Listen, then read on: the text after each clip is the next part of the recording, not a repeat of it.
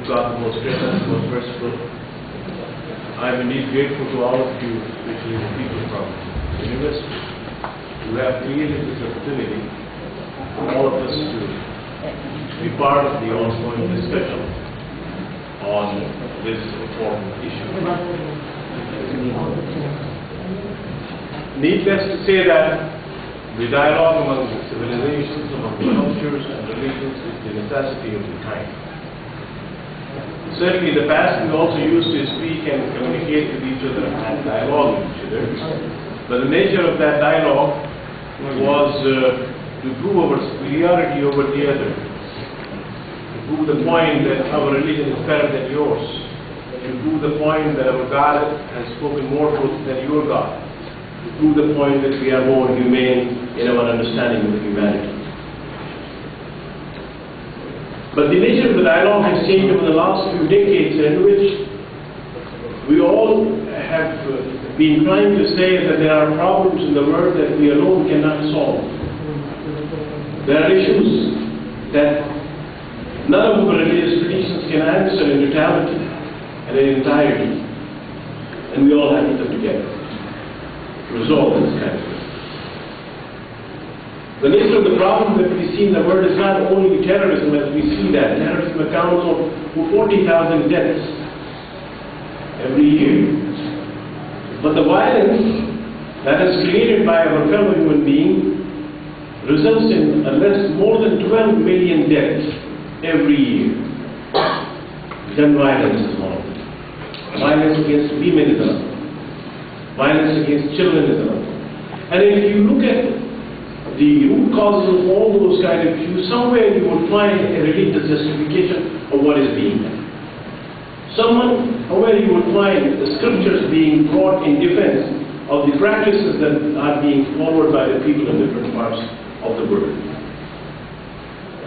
Whether it is Egypt or India, Pakistan, Bangladesh, elsewhere, you will find those conflicts.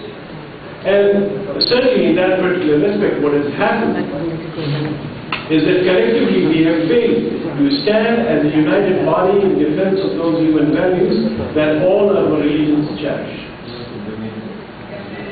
And it's really a matter of shame for all of us, as people of religion, as people of education, as people of scholarship, that we allow every 10 seconds a woman to be raped somewhere in the world.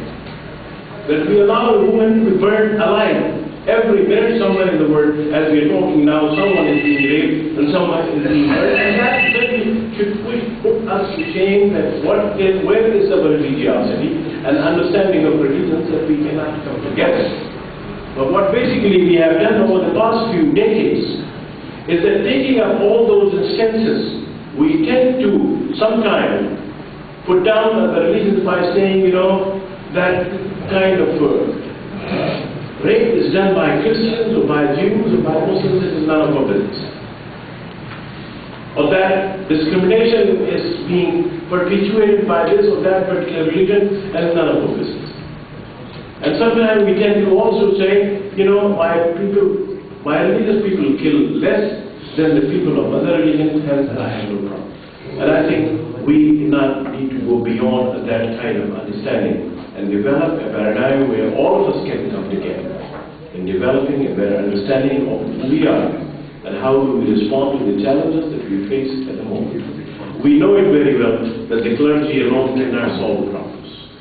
If the clergy had solved the problems, then certainly there would not have been any problems. The clergy is still instrumental in creating more problems for us in terms of dividing. And in that particular aspect, the scholars and those who are learned, educated, who go beyond their own clerical traditions or religious traditions and who try to understand God in the wisdom in which He created Himself and He gave His own understanding, then definitely those are the people who have to take a certain responsibility for social change as well. For long, the academicians and the scholars have refrained from fulfilling their responsibilities towards societies in general, in the sense as the Muslim intellectual and Muslim middle classes by and large have abandoned their masses and left them primarily in the hands of those people who are basically leading them in the clerical and the clerical views. So it is now the responsibility that we develop an alliance of the religious scholars as well as those people who believe in the sanctity of human life and the sanctity of human dignity, that we all come together in defense of one of the most serious challenges that we are facing in the world today.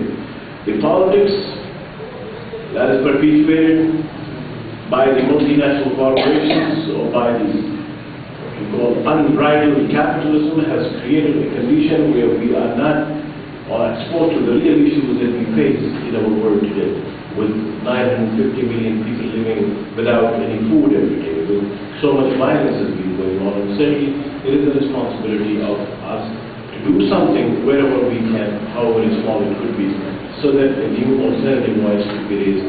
And I hope that the forum that has been created by the efforts of Dr. Hassan in the Indian subcontinent would certainly move in that particular direction to create a model where religious communities can come together, not to point fingers at each other, but to work together for the betterment of humanity as a whole. Thank you very much. Thank you, Dr. Abdullahs, for your wonderful work. Now I would like to request Dr. Mahmoud